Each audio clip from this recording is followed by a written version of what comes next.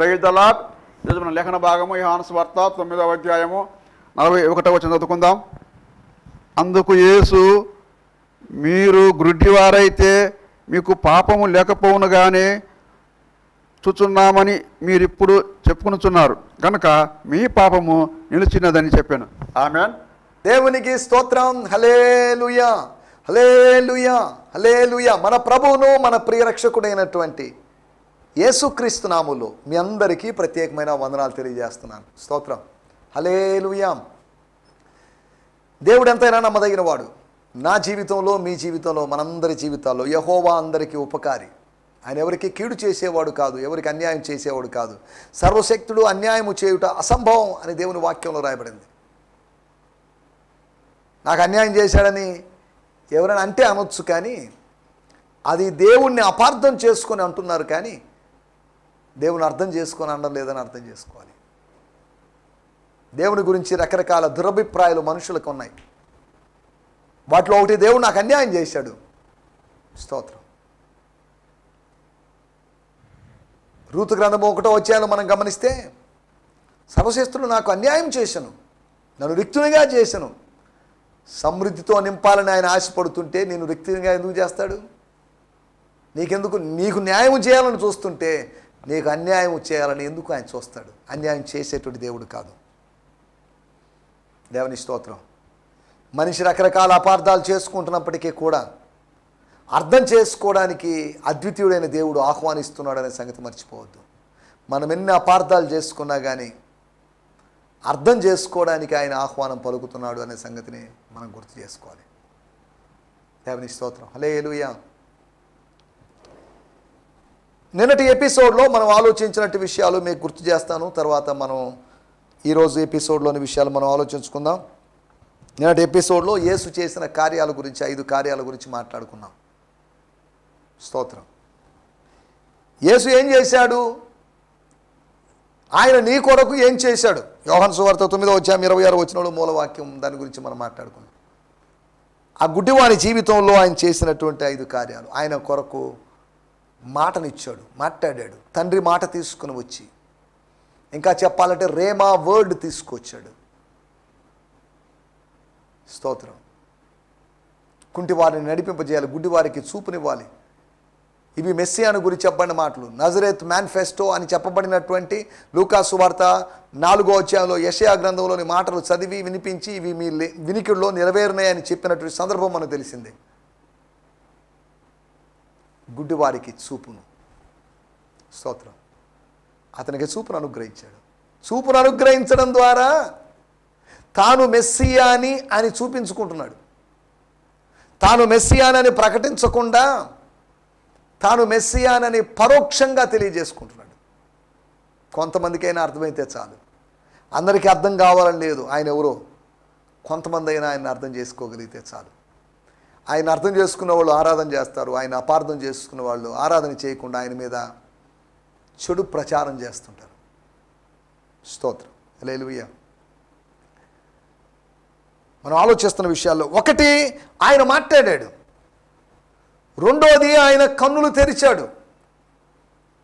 కన్నులకు బురద పూశాడు అనేది కాదు ప్రాముఖ్యమైన విషయం.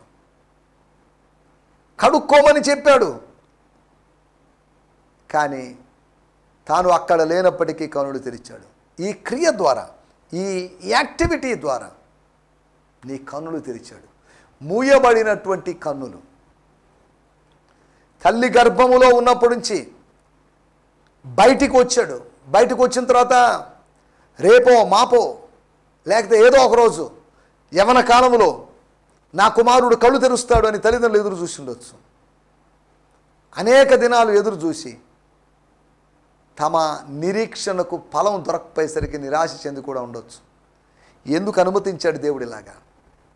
ఎందుకు నా కుమారునికి గుడ్డితనాన్ని ఇచ్చాడు? ఎందుకు నా కుమారుని కళ్ళలో అంధత్వం ఇచ్చాడు? నా కుమారుడి కళ్ళలో వెలుగునివ్వలేదని వాళ్ళు బాధపడి ఉండొచ్చు. కానీ సమయం వచ్చినప్పుడు, దేవుని సమయం వచ్చినప్పుడు దేవుని కుమారుడు వాని కనులు తెరిచాడు. స్తోత్రం. మన మనోనేత్రములు వెలిగింపబడినందున అపోస్తలుడైన పౌలు ఎఫెసీ పత్రిక 1వ అధ్యాయంలో మనం చెప్పినట్టుగా చూస్తున్నాం. మనోనేత్రాలు వెలిగించబడినప్పుడు పరిశుద్ధులలో మనకున్నటి స్వాస్థ్యం ఏంటో తెలుస్తుంది. హల్లెలూయా. మన స్వాస్థ్యాన్ని గురించిన అవగాహన ఏర్పడాలంటే మన ఆత్మీయ నేత్రాలు వెలిగించబడాలి, వాక్యం చేత వెలిగించబడాలి, దేవుని కృప చేత వెలిగించబడాలి. ఆయన తెరవాలి, మన కనులు తెరవాలి, మన మనసు తెరవాలి, మన హృదయం తెరవాలి. స్తోత్రం. హల్లెలూయా. ఆయన కనులు తెరిచాడని. మూడవదిగా ఆయన మనవి చేశాడు, ప్రార్థన చేశాడని. అదేంటి, ఆయన దేవుడు కదా, దేవుడు అయితే ప్రార్థన చేయడం ఏంటి? స్తోత్రం. దీన్ని మనం అర్థం చేసుకోవాలంటే ఓ రికమెండేషన్ విధానం. ఒక మంత్రి మరొక మంత్రికి పలానా దాని గురించి రికమెండ్ చేస్తాడు. ఒక రోగి గురించి ఒక డాక్టరే, నెల్లూరులో ఉన్న డాక్టర్ చెన్నైలో ఉన్న డాక్టర్కి రికమెండ్ చేస్తాడు.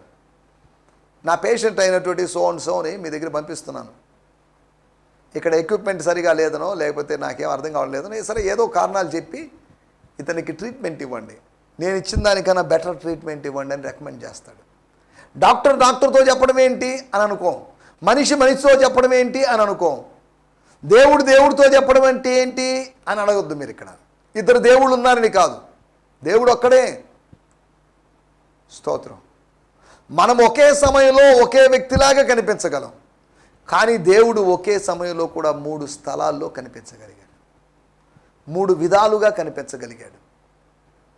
మల్టిపుల్ పర్సనాలిటీ డిజార్డర్ ఉన్నటువంటి వాళ్ళు, అనగా విభిన్న వ్యక్తిత్వాలు కలిగిన వాళ్ళు, తమలో గుప్తమైనటువంటి వారు, ఆయా సమయాల్లో ఒక్కొక్క ఈ నూతనమైనటువంటి క్యారెక్టర్ బయటపడుతుంది. స్తోత్రం. హల్లెలూయా. ఒకరోజు కోపిష్టిగా ఉండొచ్చు, ఒకరోజు శాంతపరుడుగా ఉండొచ్చు, ఒకరోజు ఆందోళనతో ఉన్న వ్యక్తిగా ఉండొచ్చు. మనిషిలో డిఫరెంట్ రూపాలు ఉన్నాయి. ఇప్పుడు వాటన్నిటిలో వెళ్ళడం లేదు. మూడో విషయం, ఆయన మనవి చేశాడు, మొరపెట్టాడు, కన్నీరు గార్చాడు, అభ్యర్థించాడు. తండ్రి, వీడికి ఏదో ఒకటి చేయాల్సిందే, వీడి జీవితంలో కార్యం జరిగించాల్సిందే, ఏం చేయమంటావు అని మనవి చేసినప్పుడు ఆయన మనవి ఆలకించి అద్భుతం జరిగించాడు. యేసు ప్రార్థనకు జవాబు వచ్చిందంటే మన ప్రార్థనకు కూడా జవాబు వస్తుందని అర్థం. స్తోత్రం. యేసు 100కి 100 పాళ్ళు దేవుడు, అదే సమయంలో 100కి 100 పాళ్ళు మానవుడు అనే సంగతి మనం మర్చిపోకూడదు. హల్లెలూయా. స్తోత్రం. తండ్రి వెంటనే, ఆలస్యం లేకుండా, తత్క్షణమే, ఇమీడియట్లీ అద్భుతం జరిగించాడు, ఆలకించాడు. స్తోత్రం. హల్లెలూయా. ఒక గుడివాని కనులు వెంటనే తెరవలేదు. ఫస్ట్ ఒకసారి అతను చూసినప్పుడు మనుషులు చెట్ల వలె కనిపించారు. తర్వాత రెండోసారి అతను మనుషులుగా చూడగలిగారు. దేవుని స్తోత్రం. చెట్ల వలె ఉన్నాడంటే మనిషి కదలలేని స్థితిలో ఉన్నాడు, మనుషుల వలె ఉన్నాడంటే మనిషి కదలగలిగిన స్థితిలో ఉన్నాడు. స్తోత్రం. హల్లెలూయా. మనం ఆలోచిస్తున్న మాట, కదలని స్థితిలో నుంచి దేవుడు కదిలేటువంటి స్థితిలోకి తీసుకొస్తాడు. 2 అంచెలుగా, 2 స్టేజెస్గా, 2 స్టెప్పులుగా, 2 ఘట్టాలుగా అద్భుతం చేసినట్టుగా మనకు తెలుసు. కానీ ఇక్కడ ఇన్స్టెంట్గా హీలింగ్ చేశాడు, అక్కడ గ్రాడ్యువల్గా హీలింగ్ చేశాడు. కానీ ఆయన హీలింగ్ మాత్రం చేస్తాడంతే, క్రమేణా చేస్తాడు, అప్పటికప్పుడే చేస్తాడు. ఎప్పటికైనా ఆయన కార్యం చేసేటువంటి దేవుడు. మూడో విషయం, ఆయన వెదకి కనుగొన్నాడు దేవాలయములో ఉన్నవాడిని. పరిచయుల యొక్క వెలివేతకు గురై, వేదనకు గురై, ఒంటరివాడిగా మిగిలినప్పుడు సొంత కుటుంబానికి కూడా దూరం అయిపోయిన సందర్భంలో, ఇంతకుముందు గుడ్డివాడుగా ఉండి కుటుంబానికి దూరం అయిపోయాడంటే దానికి ఒక అర్థం ఉంది. కానీ ఇప్పుడు చూపు పొందినవాడుగా ఉండి కుటుంబానికి, స్థానిక సంఘానికి, స్థానిక సంఘ సభ్యత్వానికి ఆయన దూరం అయిపోయినట్టు పరిస్థితి. యోహాను గారు పద్మోస ద్వీపంలో పరవాసిగా ఉన్నట్లుగా వెలివేతలో తాను ఎక్కడో దూరంగా, సమాజానికి దూరంగా వెలివేయబడిన వాడిగా, ఒక కుష్ఠరోగిలాగా పాలెమునకు వెలుపల ఉన్నట్టుగా, లేకపోతే సమాజానికి వెలుపల ఉన్నట్టుగా, అలా వెలివేయబడిన పరిస్థితిలో ఉన్నట్టు వ్యక్తి దగ్గరికి అతన్ని వెతుక్కుంటూ వచ్చాడు. మీరు నన్ను ఏర్పాటు చేసుకోలేదు శిష్యులారా, మీరు నన్ను ఏర్పాటు చేసుకోలేదు, నేనే మిమ్మల్ని ఏర్పాటు చేసుకున్నాను. జగత్తుకు పునాది వేయబడక ముందే నేను ఏర్పాటు చేసుకున్నాను. జగత్తుకు పునాది వేయబడడానికి ముందే మీరు ఏర్పాటు చేసుకోలేదు, మీరు ఏర్పాటు చేసుకునే అవకాశం లేదు, నేను ఏర్పాటు చేశాను. స్తోత్రం. హల్లెలూయా. 5వ విషయం, మనం ఆలోచిస్తున్న విషయం, ఆయన తనను తాను బయలుపరుచుకున్నాడు. యేసు అనే ఆయన అని చెప్పగలడు, యేసు అనే ప్రవక్త అని చెప్పగలడు, యేసు అనే దేవభక్తుడు అని చెప్పగలడు. యేసు అనే దేవుని కుమారుడని, యేసు అనే మనుష్య కుమారుడని చెప్పాలంటే కష్టం. స్తోత్రం, హల్లెలూయా. ఇక రాయబడిన మాటలు, స్తోత్రం, నీ కన్నులు ఎలాగూ తెరవబడినో 11వ వచనంలో యేసు అను ఒక మనుష్యుడు. ఆయన యేసు అని ఇతనికి ఎలా తెలిసింది? బహుశా స్వరాన్ని బట్టి గుర్తుపట్టి ఉండొచ్చు. ఎలా గుర్తుపట్టాడో మనకు తెలియదు. కానీ యేసు అను ఒక మనుష్యుడు, తర్వాత ప్రవక్త అన్నాడు, తర్వాత దేవభక్తుడు అన్నాడు, తర్వాత లాస్ట్కి దేవుని కుమారుడు అన్నాడు. స్తోత్రం. ఆయన తనను తాను బయలుపరుచుకున్నాడు. మన జ్ఞానం వల్ల మనం ఆయన అర్థం చేసుకున్నామని కాదు, మన ధ్యానం వల్ల ఆయన అర్థం నీ జ్ఞానం వల్ల, నీ ధ్యానం వల్ల కాదు, ఆయన బయలుపరచడం వల్లే మనకు ఆయన ఎవరో అర్థమయ్యాడు. స్తోత్రం, హల్లెలూయా. మనం ఆలోచిస్తున్నట్టు విషయం, ఆయన తనను తాను బయలుపరుచుకున్నాడు. 5 విషయాలు చేసినట్టుగా మనం చూస్తున్నాం. సరే అండి, మనం ఈ సమయంలో దేవుని వాక్యాన్ని ధ్యానించుకుందాం. యోహాను సువార్త 9వ అధ్యాయము 41వ వచనం. 9వ అధ్యాయము 41వ వచనం. అందుకు యేసు మీరు గుడ్డివారైతే మీకు పాపం లేకపోవును గాని చూస్తున్నామని మీరు ఇప్పుడు చెప్పుకొనుచున్నారు గనుక మీ పాపం నిలిచినదని చెప్పాను. దేవుని స్తోత్రం. నేను చదువుతున్నాను 9వ అధ్యాయము 41వ వచనం. జీసస్ టోల్డ్ దెమ్, యేసు వారితో అన్నాడు, అనగా పరిసయ్యులతో అన్నాడు, వెలివేసిన పరిసయ్యులతో అంటున్నాడు, వెలివేసి వేదనకు గురి చేసిన పరిసయ్యులతో అంటున్నాడు. Jesus told them, if you would acknowledge your blindness, మీ గుడ్డితనాన్ని మీరు గుర్తించి ఉంటే, మీరు మీ గుడ్డితనాన్ని గుర్తించగలిగి ఉంటే, then your sin would be removed, మీ పాపము తొలగించబడుతుంది, పాపము పరిహరించబడుతుంది. స్తోత్రం, hallelujah. But now that you claim to see, your sin remains with you. స్తోత్రం, హల్లెలూయా. మీ పాపము మీతో నిలిచి ఉంది. Or your sin stands up, లేకపోతే యువర్ సిన్ రైజెస్ అప్. అనగా మీ పాపము నిలిచి ఉంది అంటే మీ పాపం నిలబడి ఉంది, వేచి ఉంది అని అర్థం. లేదా మీ పాపము లేస్తుంది ఒకరోజు అని అర్థం, రైజ్ అవుతుంది ఒకరోజు, ఇంకా పెరుగుతుంది, ఎక్కువ అవుతుంది అని తర్జుమా ప్రకారం అర్థం చేసుకోవాలి. మనం ఆలోచిస్తున్న విషయం ఏంటంటే, మన టైటిల్ గుడ్డివారు, గుడ్డోళ్ళ గురించి, బైబిల్లోని వేరు వేరు గుడ్డోళ్ళ గురించి కాదు మనం మాట్లాడుకునేది. ఎవరు గుడ్డివాళ్ళు? చూచువారు చూడని వారు కావాలి, చూడని వారు చూచువారు కావాలి. అనగా చూచువారు గుడ్డివారు అనేటువంటి రెండు లేకపోతే విభజనలు, 2 వర్గాల ప్రజలు మాత్రమే ప్రపంచంలో ఉన్నారు. ఆడ, మగ, ధనవంతులు ఇవన్నీ ఉన్నప్పటికీ కూడా ప్రాముఖ్యమైన విభజన 1, the people are blind. Number 2, people are not blind or people could see. స్తోత్రం, హల్లెలూయా. 2 రకాల ప్రజల్ని మనం ఇక్కడ చూస్తున్నాం. మళ్ళీ వేరు వేరు కులాలు, మతాలు లేవు, మత శాఖలు లేకపోతే ఇవన్నీ లేవు. మనిషిని ఇలా విభజించవచ్చు కూడా, ఇలా డివైడ్ చేయొచ్చు కూడా. గుడ్డివాళ్ళు గుడితనం పోగొట్టుకున్న వాళ్ళను, లేకపోతే గుడితనం పొందుకున్న వాళ్ళను. సరే, స్తోత్రం, హల్లెలూయా. గుడ్డివారు ఎవరి గుడ్డివారు? 9వ అధ్యాయము 40వ వచనంలో మనం గమనిస్తే వారు అడుగుతున్న మాట, స్తోత్రం, ఆయన యొద్దనున్న పరిసయ్యులలో కొందరు ఈ మాట విని, పరిసయ్యులందరూ కాదు, ఆయన యొద్దనున్న పరిసయ్యుల్లో కొందరు, వీళ్ళు వెలివేసిన పరిసయ్యుల్లో కాదు మరి మనకు తెలియదు. ఆయన యొద్దనున్న పరిసయ్యుల్లో కొందరు ఈ మాట విని, మేమును గుడ్డివారమా అని అడిగిరి. అంటే మేము కూడా గుడ్డివాళ్ళమేనా? మా గుడ్డితనం ఆపాదిస్తున్నావేంటి? మమ్మల్ని గుడ్డివాళ్ళుగా చేయడం ఏంటి నువ్వు? మేము కూడా గుడ్డివాళ్ళమా? Are we blind? స్తోత్రం. మేము చెవిటి వాళ్ళమా? మేము మూగవాళ్ళమా? స్తోత్రం. మేము పాపులమా? స్తోత్రం అని అడిగినట్టుగా ఉంది. Are we blind?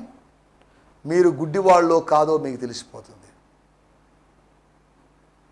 నాకు తెలిసిపోయింది నేను గుడ్డివాడిని కాదు, నేను చూస్తున్నానని భౌతికంగా. ఆత్మీయంగా చూడగలుగుతున్నాను అని నేను చెప్పగలుగుతున్నాను.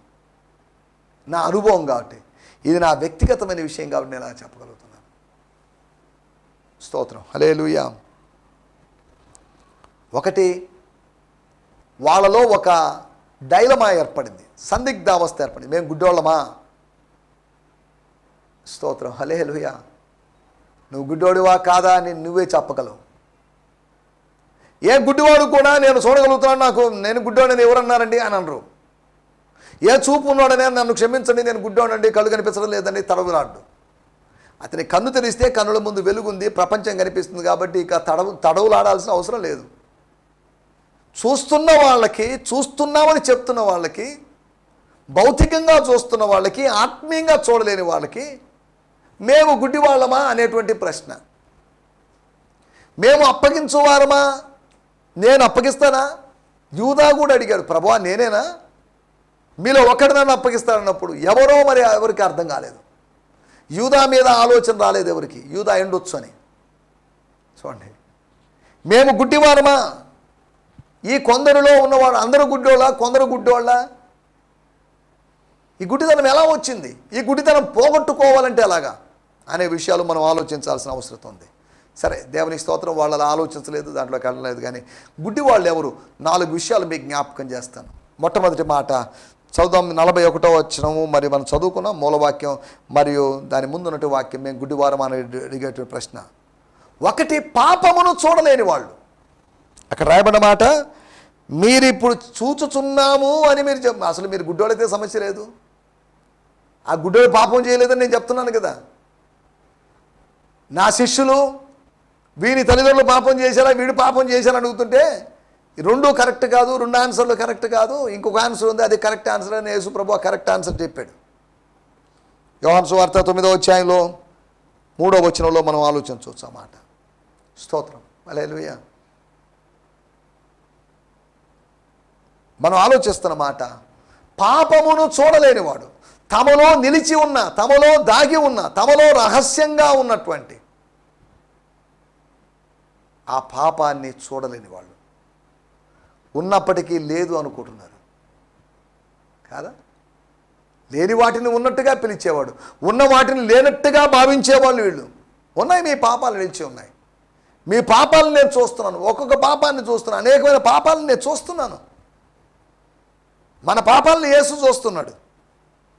పాపాలని కాదు, పాపాలని, మన పాపాలని కూడా చూస్తాడు. అదే సమయంలో మన పాపాలని కూడా చూస్తాడు.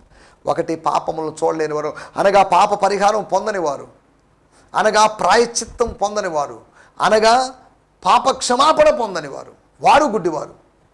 స్తోత్రం. అందుకని అక్కడ రాయబడిన మాటలు 2వ పేతురు పత్రిక 1వ అధ్యాయంలో కొంతమందిని గురించి రాయబడింది, లేదా మనల్ని ఉద్దేశించి రాయబడింది అనుకుందాం. అక్కడ పేతురు గారు చెప్పినట్టు మాట ఏంటంటే, స్తోత్రం, ఇవి ఎవనికి లేకపోవునో, 9వ వచనం, ఇవి ఎవనికి లేకపోవునో వాడు తన పూర్వ పాపములకు శుద్ధి కలిగిన సంగతి మరిచిపోయి గుడ్డివాడును దూరదృష్టి లేనివాడు అవుతాడు. గుడ్డివాడు దూరదృష్టి లేనివాడు. స్తోత్రం. అనగా గుడ్డోళ్ళు చాలామంది ఉన్నారు. గుడ్డివాళ్ళు ఒకటి, దూరదృష్టి లేని వాళ్ళు. దగ్గర దృష్టి మాత్రం ఉంది, దూరదృష్టి అది కూడా ఒక విధమైన గుడ్డితనమే. అది ఒక పాక్షికమైన గుడ్డితనమే. పూర్ణ గుడ్డితనమో, పాక్షిక గుడ్డితనమో, ఆత్మీయ గుడ్డితనమో, భౌతికమైన గుడ్డితనమో, ఇలా 4 గుడ్డితనాలు ఉన్నట్టుగా మనం అర్థం చేసుకోవచ్చు. ఒకటి, పాపమును చూడలేనటువంటి, నేను పాపిని కాదు, నేనేం పాపం చేయలేదు, వాళ్ళు చేశారు, వీళ్ళు చేశారు, ఆ పాస్టర్ చేశాడు, ఈ పాస్టర్ చేశాడు, ఆ విశ్వాసి చేసింది, ఈ విశ్వాసి చేశాడు అని ఇతరుల పాపాన్ని చూస్తాం కానీ సొంత పాపాలు చూసుకోలేని పరిస్థితి. స్తోత్రం. ఒకటి, పాపాలని చూడలేని వారు, వారు గుడ్డివారని. 2వ విషయాన్ని నేను మీకు జ్ఞాపకం చేస్తాను. 9వ అధ్యాయము 28వ వచనం. యోహాను సువార్త 9వ అధ్యాయం 28వ వచనం. అందుకు వారు, నీవే వాని శిష్యుడవు, నీవే వాని శిష్యుడవు, మేము మోషే శిష్యులము. దేవుడు, స్తోత్రం. చాలండి సార్. యేసు ప్రభువు మంచి గురువుగా ఉండడానికి ఉన్నటువంటి క్వాలిఫికేషన్స్, యోగ్యతలన్నీ ఆయనలో ఉన్నాయి. మోషే కూడా మంచి గురువు. మోషే ఎవరికి ఇచ్చి క్లాసులు ఇచ్చినట్టు, ట్రైనింగ్ ఇచ్చినట్టు, శిక్షణ ఇచ్చినట్టు, ఒక గురుకుల పాఠశాల లాంటిదో లేకపోతే ఒక ప్రవక్తల పాఠశాల లాంటిది పెట్టినట్టు ఎక్కడా లేదు, మనకు ఆధారం లేదు. మోషే యొక్క శిష్యుడు యెహోషువ ఒకడు మాత్రమే. ఒక 10 యెహోషువాలు, 20 మంది యెహోషువాలు లాంటి వాళ్ళు ఉన్నారని కాదు. కాకపోతే తన జీవితం యొక్క చివరి దశలో అతని మీద చేతులు ఉంచాడు. దేవుడు తన ఆత్మను కుమ్మరించాడు. దేవుడు జ్ఞానము కలిగినట్టు ఆత్మనిచ్చాడు. The word of knowledge and the word of wisdom అది ఇచ్చినట్టుగా మనం చూస్తున్నాం. సరే, దేవుని స్తోత్రం. మోషే ఎక్కడా గురువుగా లేడు. మోషేను గురువుగా అంగీకరిస్తారు కానీ మోషే కన్నా గొప్పవాడైన యేసును గురువుగా అంగీకరించకపోవడం విచారకరం. యేసును గురువుగా చూడలేని గుడ్డితనం చాలామందిలో ఉంది. యేసును బోధకునిగా చూడలేని గుడ్డితనం, పరిశుద్ధాత్మను బోధకునిగా చూడలేని గుడ్డితనం. బోధకులను ఏర్పరచుకుంటున్నారు, తమకిష్టమైన బోధకులను నియమించుకుంటున్నారు. దురద చెవులు కలిగినటువంటి అంత్య దినాల్లో ఉన్నటువంటి దేవుని బిడ్డలను ఉద్దేశించి మాట చెప్పబడింది. దేవుని స్తోత్రం, హల్లెలూయా. ఆ దినాల్లో కూడా దురద చెవులు కలిగిన వాళ్ళు ఉన్నారు. పరిసయ్యులు దురద చెవులు కలిగిన వ్యక్తులు లాంటి వాళ్ళు. యేసు ప్రభువుని గురువుగా అంగీకరించలేని వాడు గుడ్డివాడు. యేసు ప్రభువుని ఒక సాధారణమైన యూదా వ్యక్తిగాను, ఒక ప్రవక్తగాను, ఒక బోధకుడుగాను, ఒక సంచార సువార్థికునిగాను అంతవరకే కానీ ఆయన్ని ఒక గురువుగా చూడలేని పరిస్థితి. ఆయన ఒక గురువుగా చూడాలి అంటే పాత గురువులందరికీ గుడ్ బై చెప్పి రావాలి. పాత గురువులకి గుడ్ బై చెప్పడం ఇష్టం ఉండదు. వాళ్ళు కావాలి, వీళ్ళు కావాలి, అందరూ కావాలి. క్రైస్తవత్వం కావాలి, క్రైస్తవేతరత్వం కూడా కావాలి. అది మన వాళ్ళ పరిస్థితి. ఆత్మీయత ఉండాలి, ఆచారాలు ఉండాలి, వాక్యము ఉండాలి, వాస్తు ఉండాలి. ఇది మన వాళ్ళ పరిస్థితి. ఎంత విచారకరం. మహిమ అనేటువంటి గ్లోరీ అనేటువంటి అనుభవం ఉండాలి. అదే సమయంలో స్తోత్రం మూఢనమ్మకాలు కూడా ఉంటున్నాయి, ముహూర్తాలు ఉంటున్నాయి. ఇవి మానవుల యొక్క పరిస్థితి, నేటి క్రైస్తవుల యొక్క పరిస్థితి. రెండో విషయము, ప్రభువును గురువుగా చూడలేని గుడ్డితనం. మొట్టమొదటి విషయము, ప్రభువు దగ్గర నుంచి పాపక్షమాపణను చూడలేనటువంటి గుడితనం, ప్రభువుని గురువుగా చూడలేని గుడ్డితనం. మూడో విషయాన్ని నేను మీకు జ్ఞాపకం చేస్తాను. యోహాను సువార్త 9:34. అందుకు వారు, ఎస్, నీవు కేవలము పాపివై పుట్టినవాడు. అందుకు వారు అనగా పరిసయ్యులు, వెలివేయడానికి సిద్ధంగా ఉన్న పరిసయ్యులు. నీవు మాకు బోధింపవచ్చితివా అని వారితో చెప్పి, అసలు నువ్వేంటి మాకు బోధించేది? అసలు ఎవరు నువ్వు? నిన్నెవడు అడిగాడు బోధించమని, ఈ మాటలు చెప్పమని, ఈ ఉపదేశం ఇవ్వమని, ఈ టీచింగ్? వాడిని వెలివేసిరి. దేనికి వెలివేశారు?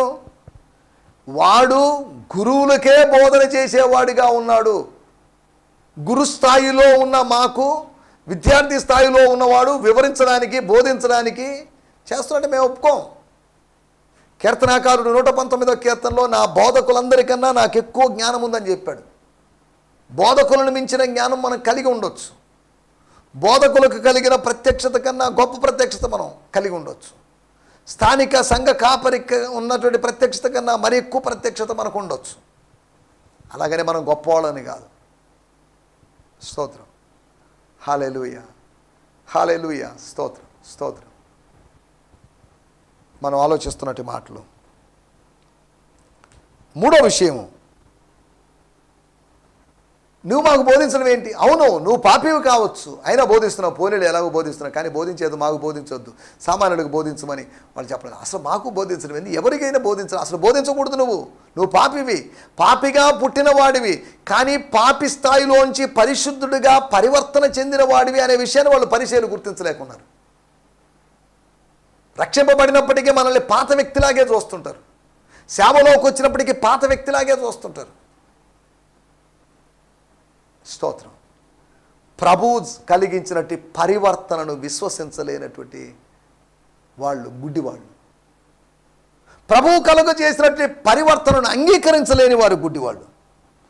ప్రభువు కలిగించినట్టు మార్పును చూడలేని వాళ్ళు, చూడడానికి ఇష్టం లేని వాళ్ళు. ఆపు, నువ్వు చెప్పిన వాటిలో మంచి మాటలు ఉంటే ఉండొచ్చు, మంచి ప్రసంగం అయి ఉండొచ్చు, కానీ we don't want to listen from you because you are a sinner, you are a born sinner. స్తోత్రం. నువ్వు అటువంటి వాడివి, you are a filthy sinner. ఘోరమైన పాపివి, నువ్వు ప్రధాన పాపివి. మాట్లాడదు. నువ్వు మాకు ఉపదేశం చేయొద్దు, మేము అడిగిన దానికి సమాధానం చెప్తే చాలు అన్నట్టుగా వాళ్ళు వ్యవహరించారు.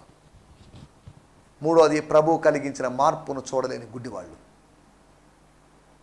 ఒకటి మనం ఆలోచించిన విషయము, ప్రభువు ద్వారా పాపక్షమాపణ చూడలేని వారు గుడ్డివారు, ప్రభువును గురువుగా చూడలేని వారు గుడ్డివాళ్ళు.